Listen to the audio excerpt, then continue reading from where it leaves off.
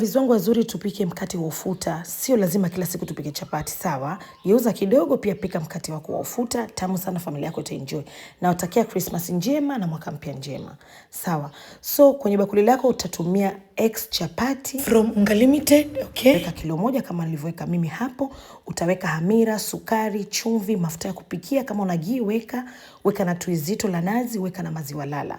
So kama tui lako ni zito unaweza kuongezea maji chapa kama unavyochapa kaimati. Mchanganyiko wako uko tayari, unafaa uwe smooth, finika, wacha umuke mara 2 yake. Mchanganyiko wako kisha kuwa kama hivi, chukua maji, weka na chumvi, changanya vizuri. Pani kisha pata moto, unanyunyizia ile maji yakisha kauka, unaendelea kufanya hii hatua ninayofanya mimi hapa. Wakati kama huwa kisha mikono yako unaipaka maji, hayo maji ambayo ni ya chumvi. Usiende kupaka maji fresh, sawa?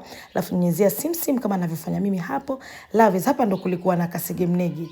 Yaani niliona vinanitatiza mambo ya kuweka maji chini, sijui nini, mimi chini nikaeka mafuta. Baada ya mkate wako kuwa kama hivi utapaka paka. Naomba mniambie hapo chini.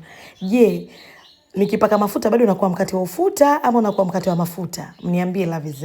Lakini familia walienjoy sana, ilikuwa tamu sana mwanzo ndugu yangu. Unajua ndio vyakula vyake vya kwanza kuvipata kwangu. Natakia Christmas njema na mwaka mpya wenye pesa nyingi.